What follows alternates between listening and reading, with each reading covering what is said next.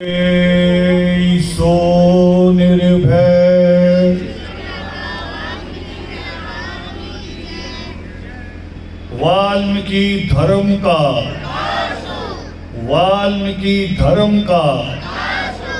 जय वाल्मीकि कहो, जय वाल्मीकि कहो। आज धर्म प्रेमियों, जय वाल्मीकि। आज का हमारा ये योगामृत धनकोर की इस पावन जमीन पर, जहां मुझे बताया गया कि वीर एकलव्य का इस जमीन से रिश्ता है, उस जमीन पे हम सबको आज एक अवसर मिला है कि हम सृष्टिकर्ता वाल्मीकि दयावान जी के पावन चरणों में बैठकर,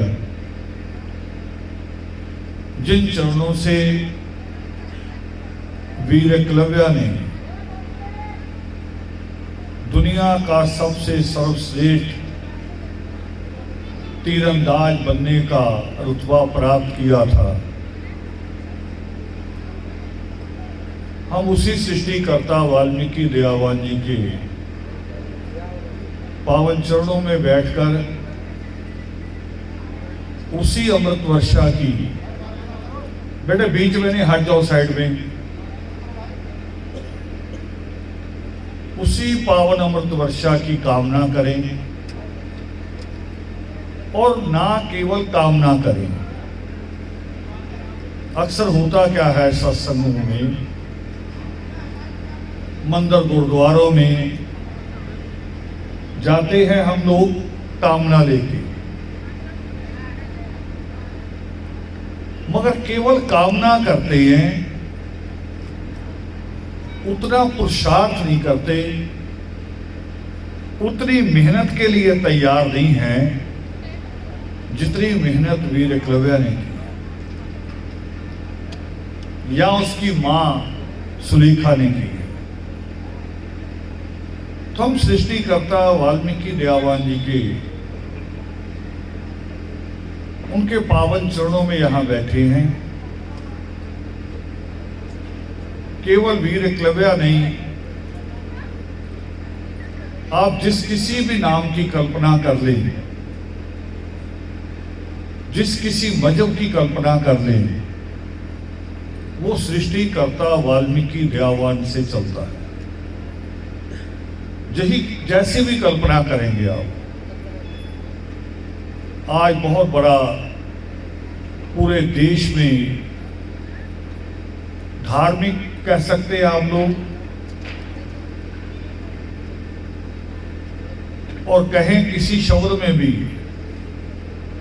धर्म से कहें या राजनीति से, एक बड़ा आंदोलन, एक बड़ी हवा चलाई जा रही है, जो राम मंदिर बनाया गया। अब मैं वहीं से बात कर रहा हूं कि जब राम सृष्टिकर्ता वाल्मीकि दयावान जी के दर्शन करने के लिए गए,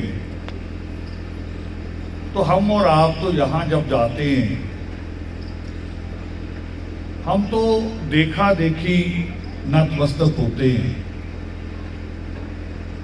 कि मेरे आगे वाला मत्था टेक रहा, चलो मैं भी टेक लूं। हमारे यहां जो हृदय है, दिल, यहां से पुकार नहीं पैदा हो रही कि मैं भी नतमस्तक हो जाऊं। और कारण क्या है? कारण ये है, बिल्कुल आपके पारिवारिक मिसाल दे रहा हूं। घर में कोई नया सदस्य आता है, जैसे बहू मान लो, क्योंकि सबसे ज्यादा बड़ी ड्यूटी उसी की होती है, बार बार झुकने की, बार बार पांव छूने की सबके। बेटी से बहू बनते ही उसका सबसे पहले ड्यूटी यही शुरू होती है। अब एक बहू को जब तक उसकी सास, ससुर, पति या घर का कोई और मेंबर जब तक बताएगा नहीं कि ये घर का बड़ा है, आपके रिश्ते में बड़ा है, हम सब लोग इसकी इज्जत करते हैं, तब तक बहू पांव छूने जाएगी नहीं। वो एक दायरे में होती है कि जो कहा जाएगा वही करना है। मगर ये जो पांव छूने जाएगी बहू, वो यहां हृदय से नहीं जाएगी, क्योंकि सास ससुर ने कहा है छू लो। विवाद क्यों बनाना है, सवाल क्यों करना है, कहा है कर लो। मगर एक बात अगर बताई जाए सलीके के साथ, तरीके के साथ, कि बेटे आज एक ऐसा शख्स हमारे घर आ रहा है जो हमारी कौम की, हमारे देश की बड़ी शख्सियत भी है और बड़ा दयालु है, हमारे घर के कई काम आया है। हम जब कभी किसी उलझन में होते हैं तो हम उससे राय लेते हैं। आज उसने आना है तो घर की सफाई ठीक देख लो, चादर बदल लो, रसोई का काम देख लो, पैर छूने को कहो या ना कहो। जब आपने इतनी तारीफ कर दी, इन बच्चों को बिठा लो भाई, जब आपने इतना कह दिया उसके बारे में अच्छी अच्छी बातें, तो बहू नहीं, बेटी हो, बेटा हो, किसी का भी मन तैयार हो जाएगा कि जो इतना अच्छा आदमी आ रहा है, और कुछ नहीं, ज्यादा अवसर ना मिले, चलो मैं उसके पांव छू लूं। मुझे सिरसा, आपके यहां भी सिरसा रास्ते में एक मिला गांव, हरियाणा का एक शहर है बड़ा सिरसा। मैं वहां गया तो मुझे वहां एक बड़ी अद्भुत मिसाल बताई गई। वहां की नगर पालिका में हमारा एक आदमी, और जब मैं गया था तब वो हेड क्लर्क बन गया था, बड़ा बाबू। वो करे गांव में कोई कोई पढ़ा लिखा होता था और ये क्लर्क लगा था, और कांग्रेस का कोई फंक्शन हुआ होगा 50 साल पहले, और ये उस वक्त पढ़ा लिखा था। मैं भी पुरानी बात बता रहा हूं 90 की, अभी भी उसको 34 साल हो गए हैं।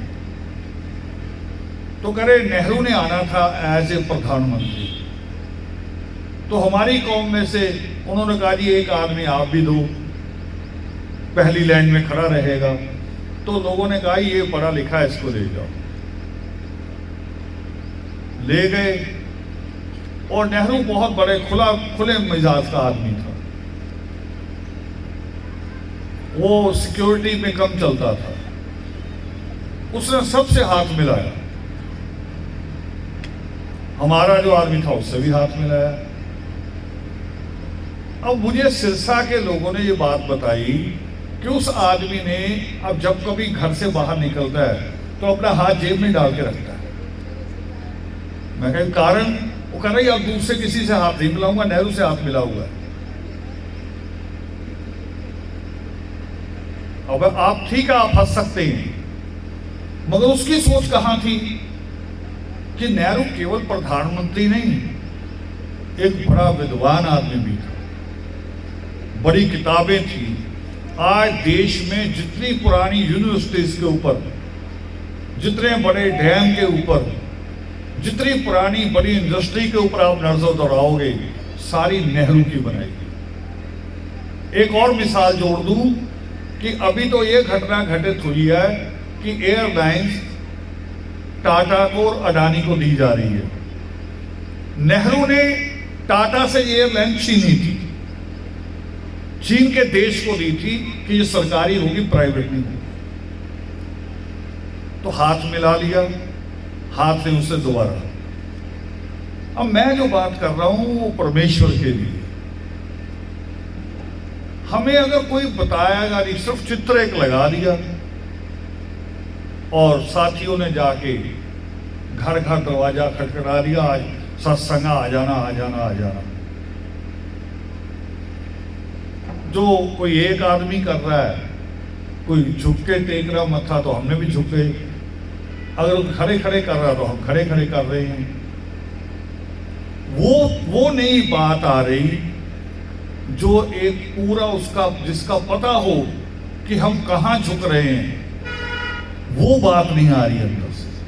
तो यानी यहां से नहीं झुक रहे दिल से, यहां से भी नहीं झुक रहे दिमाग से, एक परंपरा से झुक रहे, बात कोई नहीं, दिखावा है कर। तो राम जब गया था सृष्टिकर्ता वाल्मीकि दयावान को मिलने, तो राम हमारी तरह नहीं झुका था, क्योंकि राम जानता था कि ये सृष्टिकर्ता वाल्मीकि दयावान वो हैं जिन्होंने राम के जीवन को, भविष्य को पहले से निर्धारित कर दिया, पहले से। और तभी राम जब परमात्मा को प्रणाम किया तो लंबे लेट के प्रणाम किया, लंबे लेट के। और कहा क्या, संबोधन क्या किया। हम भी संबोधन करते ना, कोई घर आता अलग अलग शब्द लगाते हैं, किसी को भाई साहब कहते हैं कि आइए भाई साहब, किसी को कहते आओ बाबू जी, किसी को साहेब, अलग अलग शब्द है हमारे। तो राम के शब्द क्या थे, राम के शब्द थे कि तुम त्रिकालदर्शी मुनि दाता। मैंने रटाना नहीं, आपको समझाना है।